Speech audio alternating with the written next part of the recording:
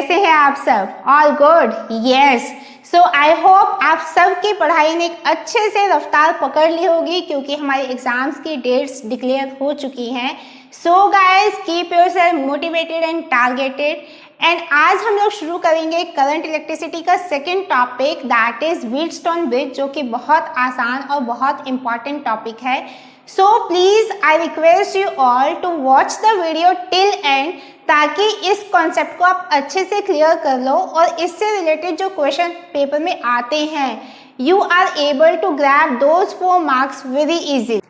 So what is Wheatstone bridge, जिसको हम लोग रेजिस्टेंस ब्रिज भी बोलते हैं, और इसको अलग अलग एप्लीकेशंस के लिए अलग अलग डिवाइसेस में हम लोग यूज़ कर सकते हैं, जिसकी सबसे कॉमन एप्लीकेशन ये है कि we can use it to measure the value of unknown resistor by adjusting the value of some variable resistor. लेकिन इसकी कंस्ट्रक्शन और वर्किंग समझने से पहले मैं चाहती हूँ कि आप ये छोटा सा सर्किट जो मैंने ड्रॉ किया इसको समझने की कोशिश करो। So I have drawn a circuit जिसमें मैंने एक 12 वोल्ट की बैटरी को यहाँ पर कनेक्ट किया है विद 4 रजिस्टर PQRS, जिसको मैंने ब्रिज लाइक स्ट्रक्चर में मैंने यहाँ पर कनेक्ट किया है। B और D आपस में कनेक्टेड नहीं है, सो P और Q सीरीज में, R और S हमारे सीरीज में है। सपोज यहाँ से करंट हमारी I करंट यहाँ जाती है जो कि I1 और I2 दो पार्ट्स में डिवाइड हो जाती है। यहाँ से again I1 again I2, it will be I in the circuit. तो सबसे पहले हम लोग यहाँ पर कैलकुलेट करते हैं what is the potential difference between B and D। तो B और D में मुझे पोटेंशियल डिफरेंस कैलकुलेट करना है, तो सबसे पहले मुझे I1 और I2 की वैल्यू कैलकुलेट करनी होगी। I1 की वैल्यू हो जाएगी 12/20 + 40 यानी कि 60, यानी कि 1/5 0.2 एम्पियर। सिमिलरली I2 की वैल्यू हमारी हो जाएगी 12/40 + 20 60 यानी कि 0.2 एम्पियर। अब मुझे पोटेंशियल कैलकुलेट करना है एट पॉइंट B, यानी कि VB की जो वैल्यू होगी that will B I1 R। I1 है हमारा 0.2, R है हमारा 20 यानी कि 4 वोल्ट, और VD अगर मुझे कैलकुलेट करना है तो I2 R यानी कि I2 अगेन हमारा 0.2 और हमारा ये रजिस्टर है R रजिस्टर है 40, तो दैट विल बी 8 वोल्ट। तो जो हमारा VD माइनस VB रहेगा यानी कि potential difference that will be equal to 8 - 4 यानी कि 4 वोल्ट का हमारा पोटेंशियल डिफरेंस रहेगा। तो इसका मतलब अगर मैं X और Y पॉइंट पे, यानी कि ये बीच में जो मैंने वायर ड्रॉ की है इसको मैं यहाँ पर बीच में गैल्वेनोमीटर को कनेक्ट कर देती हूँ, so it will show the deflection, क्योंकि यहाँ से पोटेंशियल डिफरेंस की वजह से हमारा current will flow from D point two B point. Now अगर मैं इन रेजिस्टर्स की वैल्यू को चेंज कर देती हूँ, यानी कि अगर मैं इसको 20 की जगह इसको मैं 40 ले लेती हूँ यहाँ पर, और यहाँ पर मैं इसकी वैल्यू को 20 ओम ले लेती हूँ। सो नाउ लेट अस सी कि अब हमारा क्या असर आता है इस पूरे सर्किट पर। I will again calculate the value of I1 and I2। तो अब नए केस में हमारा I1 दैट विल बी 12/20 + 40 यानी कि 60 अगेन 0.2, और I2 that will B also 12/60 यानी कि 0.2। अब हम VB को कैलकुलेट करते हैं, तो VB इक्वल्स टू 0.2 × 20 और that is equals to 4 volt. Similarly VD that will be 0.2 × 20 यानी कि 4 वोल्ट। यानी कि जो हमारा पोटेंशियल डिफरेंस है अब, तो VD minus VB that will B 4 - 4, 0 volt का पोटेंशियल डिफरेंस रहेगा। इसका मतलब जो हमारा एक गैल्वेनोमीटर जो मैंने बीच में अरेंज किया है, तो इसमें no current will flow from this galvanometer and this whole bridge is said to be the Wheatstone balanced bridge and there will be null deflection in this galvanometer. So Wheatstone bridge का यही principal है, ये null deflection method के ऊपर ही work करता है, जिसमें हम लोग रेजिस्टर्स को इस तरीके से अरेंज करते हैं कि हमारा जो रेशियो है this upon P/Q equals to R/S। तो जो हमारा ये रेशो है ये हमारा सेम रहता है। अगर हमारा ये रेशो सेम है तो इसका मतलब there be no current passes through the middle arm of the circuit और हमारा ये बैलेंस्ड व्हीटस्टोन ब्रिज रहेगा। हमें ये तो पता है कि इस बैलेंस्ड व्हीटस्टोन ब्रिज में P/Q इक्वल्स टू R/S, लेकिन हम इसको बहुत इजीली डिराइव भी कर सकते हैं। We don't have to cram this value. तो अगर मैं यहाँ पर एक ये लूप ले लेती हूँ, this one loop, suppose this is ABCD, तो ABDA एक लूप ले लेती हूँ, अगेन BCDB मैं एक और लूप ले लेती हूँ। तो using the second law of Kirchhoff यानी कि लूप रूल को हम लोग यहाँ पर यूज़ कर सकते हैं। इन द लूप ABDA, इस लूप में हम लोग लेकर चलेंगे तो I1P प्लस यहाँ से IG करंट जा रही है IGG माइनस ये अपोजिट करंट जा रही है minus I2R, that will be equal to 0।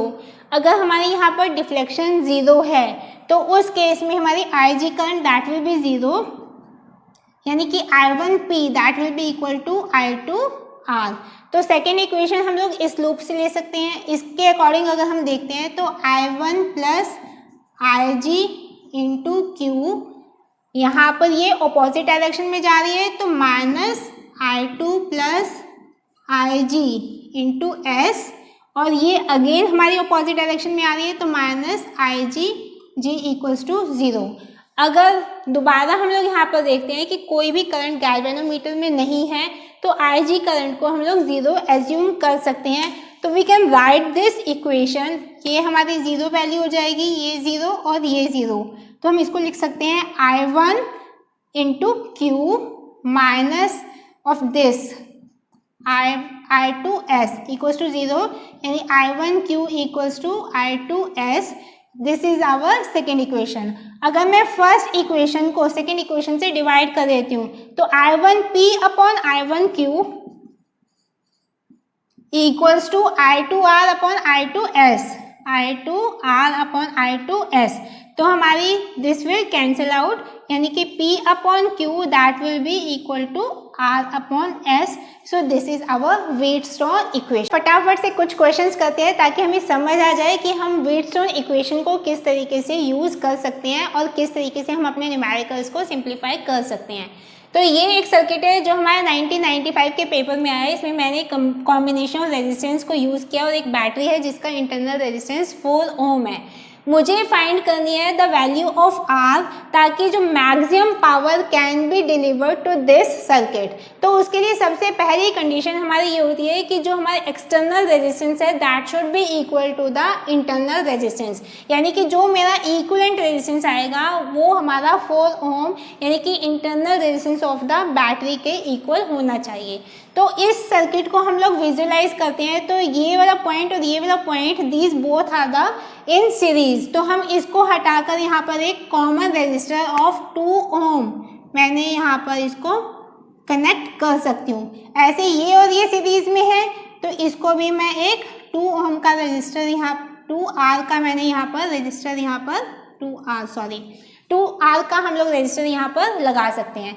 अब आप देखो कि this upon this equals to this upon this, यानी P upon Q equals to R upon S।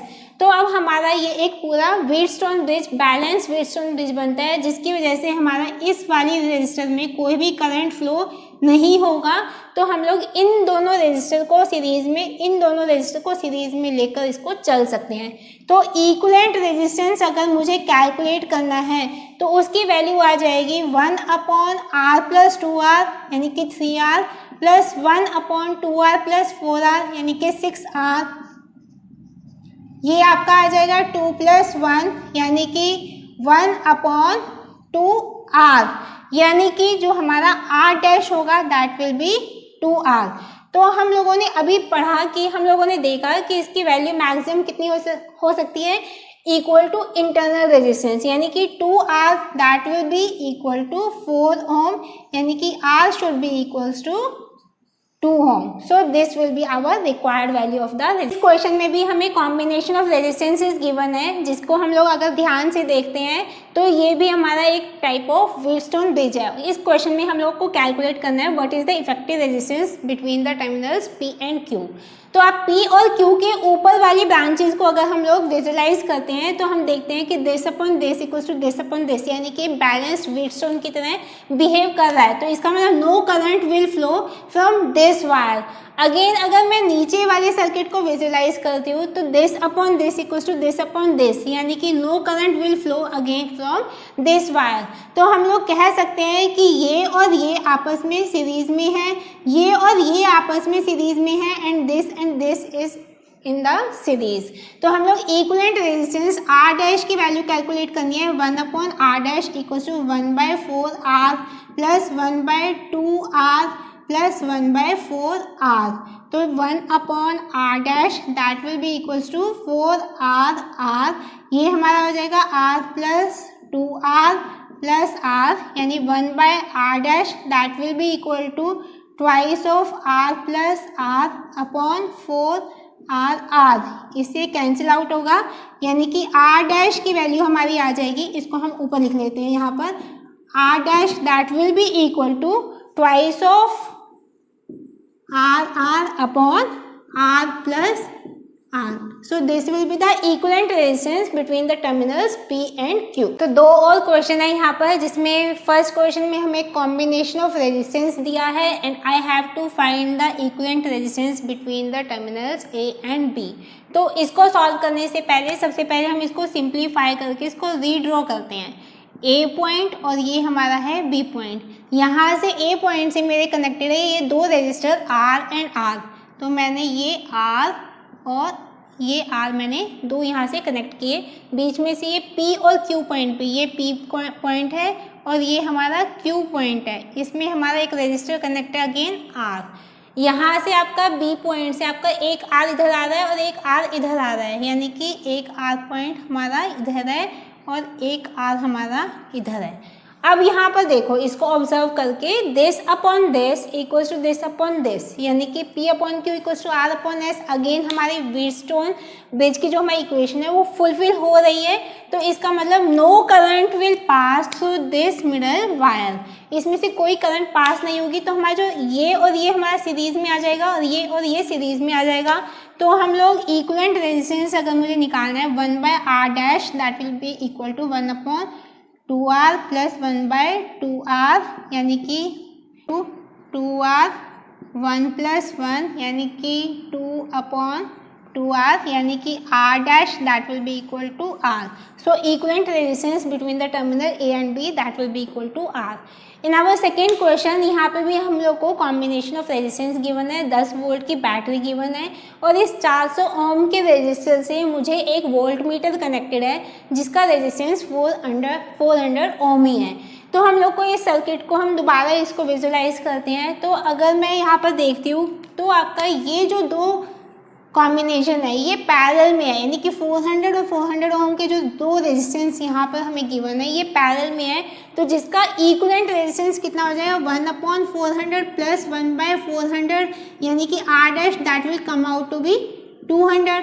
तो अब हम इसको रीअरेंज कर सकते हैं। अगेन मैं अगर इस पॉइंट को A और इस पॉइंट को मैं B पॉइंट लेकर चलती हूँ तो A और B पॉइंट के बीच में हमारा 100 ओम का रजिस्टर है और उसके इधर मैं यहाँ से A पॉइंट से मैं लेकर चलूँगी तो आपका ये 100 ओम का हमारा ये रजिस्टर है 100 ओम। यहाँ से हमारा B पॉइंट से ये 100 ओम, इसको हम लोग एक्सटेंड कर देते हैं B पॉइंट 100 ओम। यहाँ से हमारी ये बैटरी कनेक्ट है, ये हमारी बैटरी कनेक्ट है। अब यहाँ से आपका ये 200 ओम का इधर है B पॉइंट से, 200 ओम का हमारा 200 ओम और यहाँ से हमारा A पॉइंट से अगेन इक्विवेलेंट रेजिस्टेंस हमारा 200 ओम का आया है। तो दिस विल बी 200 ओम और इसको मैंने यहाँ से कनेक्ट कर दिया। अब इसको हम दोबारा देखते हैं, ऑब्जर्व करते हैं। तो this upon this equals to this upon this, यानी कि ये भी हमारा एक बैलेंस्ड व्हीटस्टोन की तरह बिहेव करेगा। इसका मतलब अगेन इस वाले रेजिस्टर में से कोई भी करंट पास नहीं होगी। तो अब हमें यहाँ पर देखना है कि what will be the voltage, ये पोटेंशियल एट दिस पॉइंट, यानी कि वोल्ट मीटर के अंदर कितना पोटेंशियल आएगा। तो जो वोल्ट मीटर के अंदर मुझे पोटेंशियल निकालना है उसके लिए मुझे करंट चाहिए यहाँ पर। तो ये हमारी जो 10 वोल्ट की बैटरी है, यहाँ से जो करंट आएगा it will get divided into the 2 arms equally, क्योंकि दोनों के रेजिस्टेंस हमारे इक्वल हैं। तो इस पॉइंट पर पोटेंशियल निकालने के लिए सबसे पहले मुझे अमाउंट ऑफ करंट चाहिए इस वायर में, और इस वायर में कितनी करंट जाएगी। जैसा हमें पता है कि इक्वल अमाउंट ऑफ करंट जाएगी, तो हमारा I1 और I2 की वैल्यू हमारी इक्वल होगी। तो I1 that will be equal to V upon R। V कितना है हमारा 10 वोल्ट, और R हो जाएगा 100 प्लस 200 यानी कि 300, यानी कि 1/30 एम्पेयर की हमारी करंट होगी, जो हमारी इस वोल्ट मीटर जो हमारे इधर कनेक्टेड है, तो उसके अंदर मुझे अगर पोटेंशियल निकालना है तो that will be equal to amount of current into resistance, यानी 1/30 इनटू रेजिस्टेंस है हमारा 200, यानी कि 20/3 दैट विल बी 6.66 इतने वोल्ट का हमारा क्या हो जाएगा potential in that volt meter. एक लास्ट क्वेश्चन हम लोग लेते हैं। This is the question for unbalanced Wheatstone, क्योंकि यहाँ पर आप देखते हैं कि P/Q यानी कि 2/3 इज नॉट इक्वल टू 1/2, यानी कि ये अनबैलेंस्ड व्हीटस्टोन है। और इस पूरे सर्किट को मैंने यहाँ पर कनेक्ट किया एक 10 वोल्ट की बैटरी से, जिसका इंटरनल रेजिस्टेंस 2 ओम है। गैल्वेनोमीटर है जिसका रेजिस्टेंस 4 ओम है, और मुझे यहाँ पर कैलकुलेट करना है the amount of current in all the wires, यानी कि उसको हम इजीली यहाँ पर कैलकुलेट कर सकते हैं by using the Kirchhoff second law यानी कि लूप रूल से।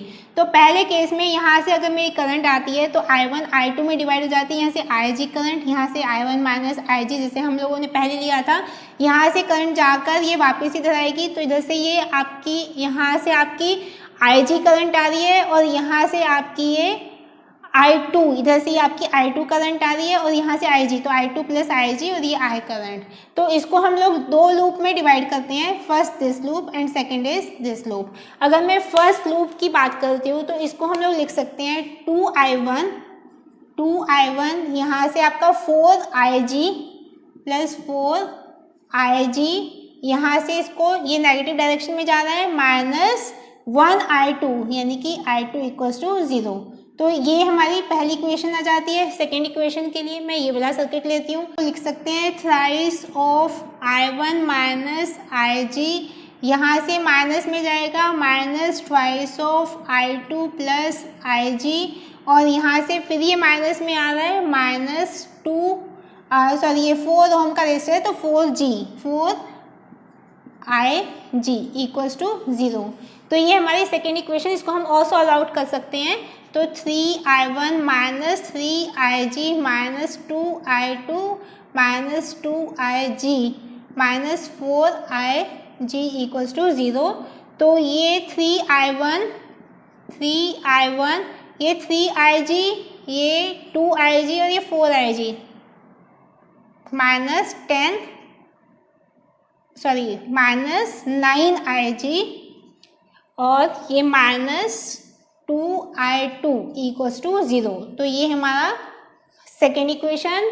और थर्ड के लिए हम लोग ये लूप पूरा ले सकते हैं, यहाँ से मैंने ये लिया, यानी कि ABC, इस पॉइंट को मैं E पॉइंट ले सकती हूँ, ABCEA। तो इसको हम लोग लेकर चलेंगे, तो ये आपका आ जाएगा 2I1 plus 3I1 minus 3IG, यहाँ से ये आ जाएगा 2 ओम इसका रेजिस्टेंस है, और ये टोटल करंट I है हमारी I1 प्लस I2, तो ये प्लस